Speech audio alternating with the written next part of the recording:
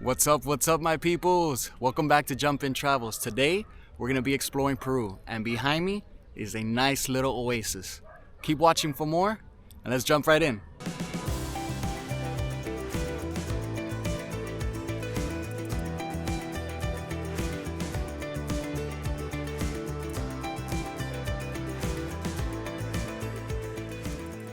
After landing in Lima, we started our trip with a strong breakfast at El Bigote Coffee and Waffles.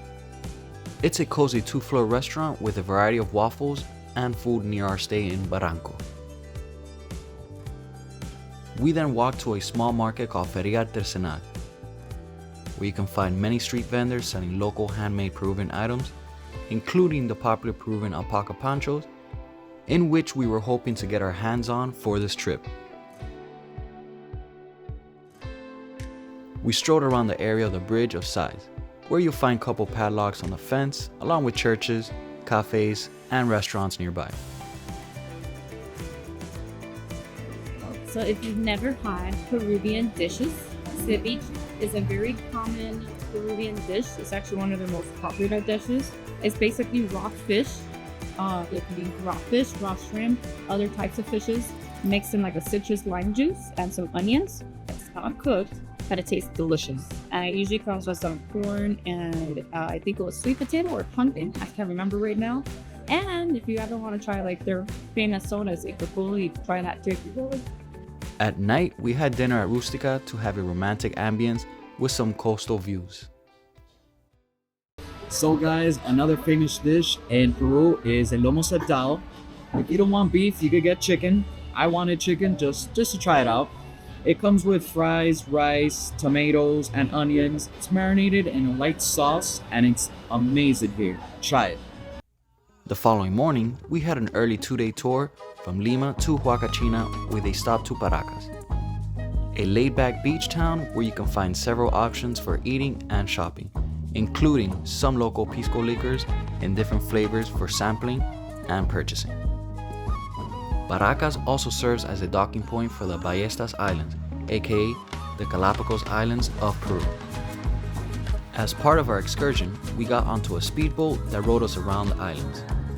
It's not permitted to dock onto any of the islands itself because it's protected for all the inhabited wildlife. However, this is likely why we are able to spot so many penguins, unique birds, and sea lions among the other animals, and caught these guys hanging out by the buoy.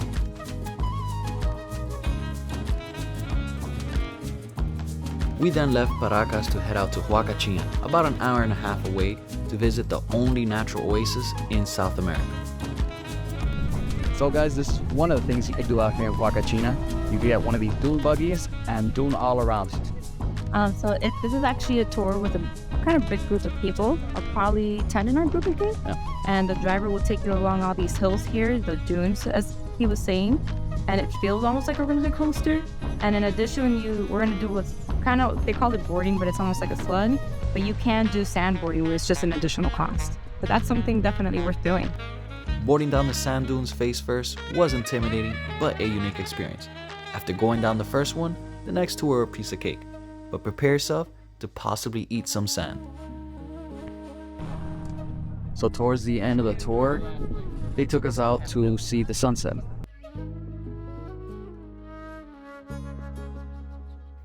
We stayed the night in Huacachina at Banana's Adventure Hostel. The room was small, yet clean and tidy. The best part was the vibe downstairs at the bar, where you can get some food and drinks while they played some music outside. So what do you feel about Huacachina at night? I feel like it's mellow nightlife in terms of it's like party-ish music, party vibes. Yeah, a lot of reggaeton. There's a lot of Spanish music. There's other music too, but it's loud enough that you can enjoy it, but not so loud that you can't make conversation. Yeah, That I noticed. It's not super crazy. Yeah, I actually like, this is more my vibe. Like a mix of lounge and party. Yep. That's what it feels like so far, at least for what we've experienced. Our stay included a breakfast buffet that included some comfort foods like eggs, pancakes, and fruits. Regardless of which hotel you choose within the Oasis town, you'll still be in walking distance of the desert itself. Now, I will say that between the incline and the soft sand, it was challenging to make our way up to the top, but it was worth the views. Alright, so we're on our way to our next tour, which is the last tour here. It's actually to a Pisco vineyard, and I'm ready to get slaughtered. So, It's too early for that. yeah, it's 11 o'clock, but still, I want to see what it's about.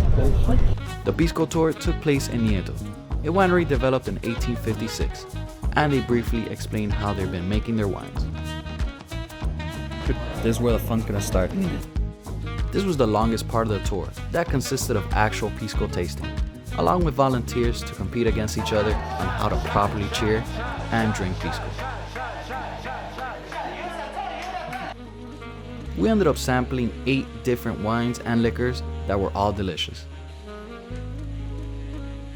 Lucky for us, the tasting was followed by lunch in their upstairs restaurant that had typical Peruvian cuisine, as well as a performance while we ate.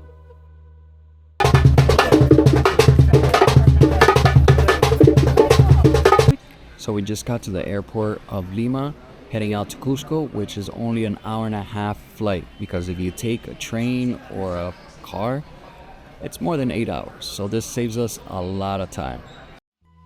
We arrived early, so we took advantage and started looking for a place to eat.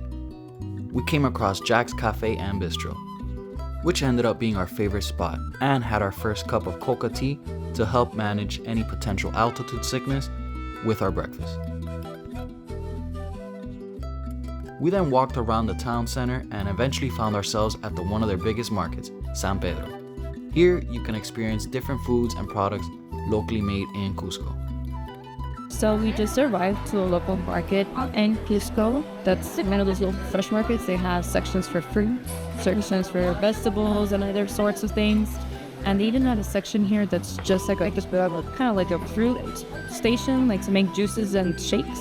And we just got one that's called Batido de Lúcuma. I've never had the fruit before until we got here, and it is so good. You definitely have to try it out.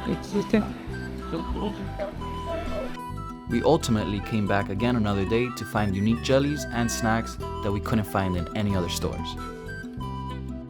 So we just bought some coca leaves right here in the local market, and they told us to get at least 5 or 4 leaves and just put it next to your gum.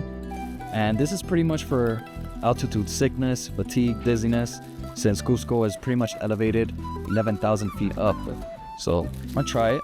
Let's see what it tastes like.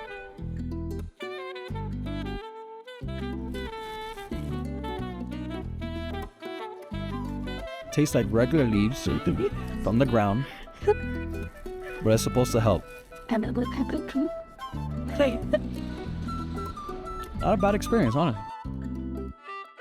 At night, we went back to the town center to eat at Mr. Cuy and try one of the Cusco's delicacies, guinea pig. Look at this presentation we have here, guys. This is a oven roasted guinea pig here in Cuzco. It's actually a delicacy, and we're gonna try it out to see if we like it. So it kind of tastes a little bit like ham pork mix-ish. It's a little bony. It doesn't have that much flesh to actually bite from, but it's actually not bad. It's not like crazy out of this world.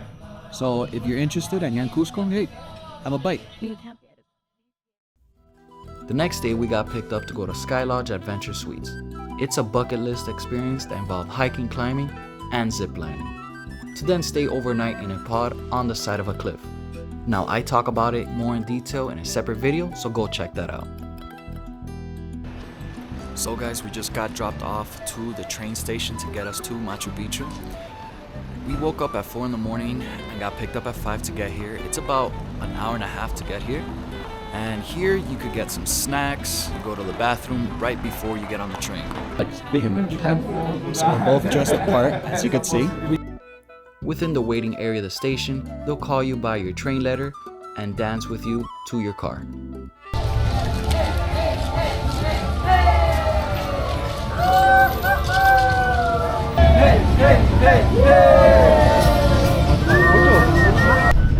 So there's pretty much a couple of different trains that you can choose from. We got the 360 panoramic view.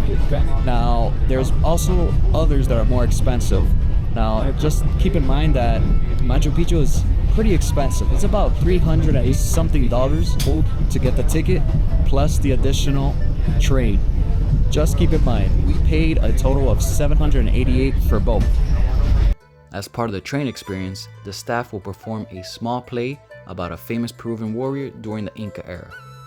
They also encourage you to go to the observation car afterwards for live music and dancing.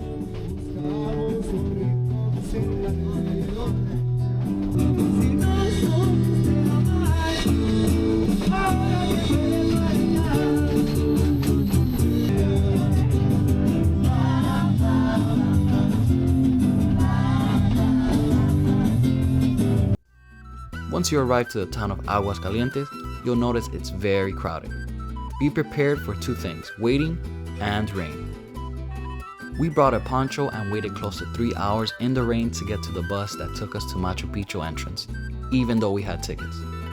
Luckily, the rain stopped when we finally made it up there.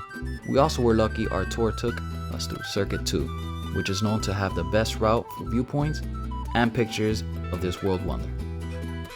So I think this spot's going to be the best part to take pictures in because you have a nice little landscape without railing. Yep. And you get a really much more close-up view of the scene, the scenery here, and of Machu Picchu itself. So this is a nice photo, picturesque.